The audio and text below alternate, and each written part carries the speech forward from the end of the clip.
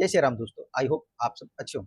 आज हम बात करेंगे एक ऐसी कंपनी के बारे में जो अपने सेगमेंट में मार्केट लीडर है, ग्लोबली जिसकी प्रेजेंस है और जो पावर इक्विपमेंट सेक्टर में काम करती है।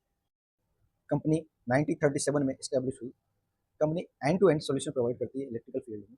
साथ ही कंपनी ने एक नए सेगमेंट में भी एंट्री करी है जो कि इंडिया का होने वाला फ्यूचर है, यानी फ्यूचर में कंपनी मल्टीबैगर बन सकती है। तो जानेंगे सब कुछ इस कंपनी के बारे में डिटेल में, बने रहिए वीडियो के साथ अंत तक। साथ ही आपसे एक रिक्वेस्ट है, अगर आप चैनल पहली बार आए तो चैनल को सब्सक्राइब करें, वीडियो को लाइक करें, साथ ही इस वीडियो को शेयर भी करें ताकि ज़्यादा से ज़्यादा लोगों तक ये इन्फॉर्मेटिव वीडियो पहुँच सके। सबसे पहले कंपनी के बिजनेस मॉडल के बारे में बात करते हैं। देखिए, कंपनी का जो बिजनेस मॉडल है उसमें मेनली रेवेन्यू तीन जगह से आ रहा है।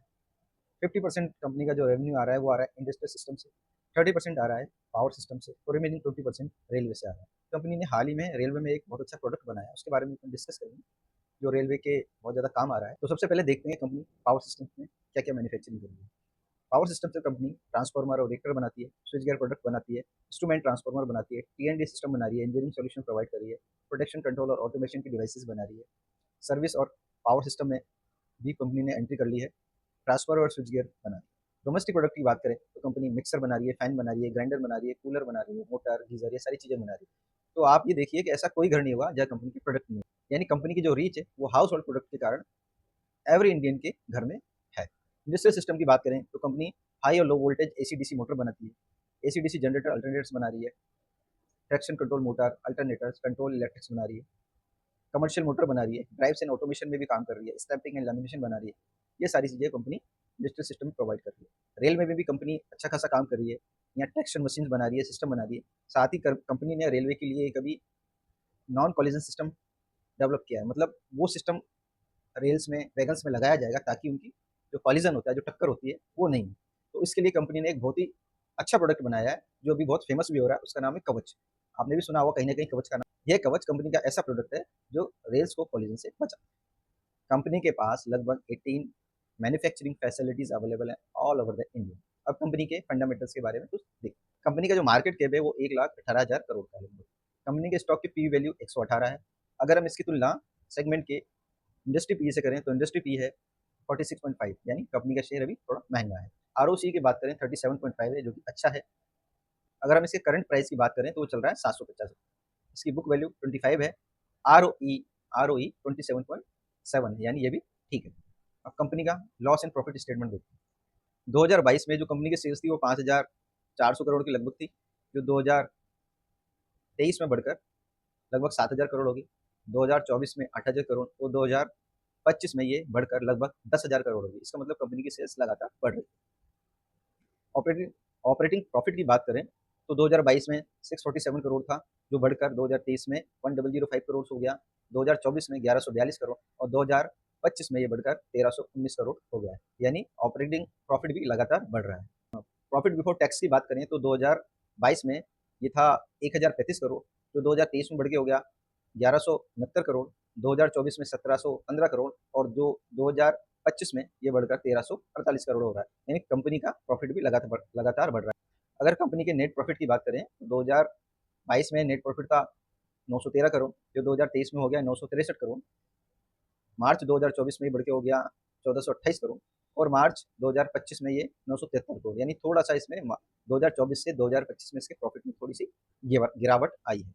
अब कंपनी का कैश फ्लो देख लेते हैं। देखिए, 2021 में जो नेट कैश फ्लो था वो था 297 करोड़, 2022 में आते आते ये -91 करोड़ हुआ, मार्च 2023 में 315 करोड़, इसी तरह मार्च 2024 में 512 करोड़ माइनस में।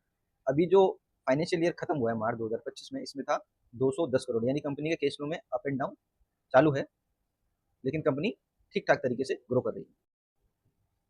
अब कंपनी का रेवेन्यू देख लेते हैं।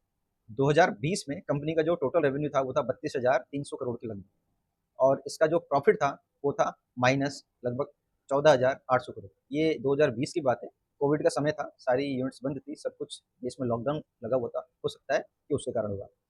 2021 में रेवेन्यू 25,680 करोड़, लेकिन जो प्रॉफिट था ये लगभग 6,900 करोड़ के लगभग हो गया, यानी प्रॉफिट में जबरदस्त उछाल हुआ।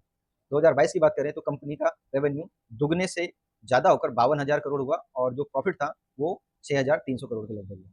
अब 2023 में देखेंगे तो कंपनी का रेवेन्यू लगभग 66,500 करोड़ हुआ और प्रॉफिट बढ़कर 7,800 करोड़ के लगभग होगा।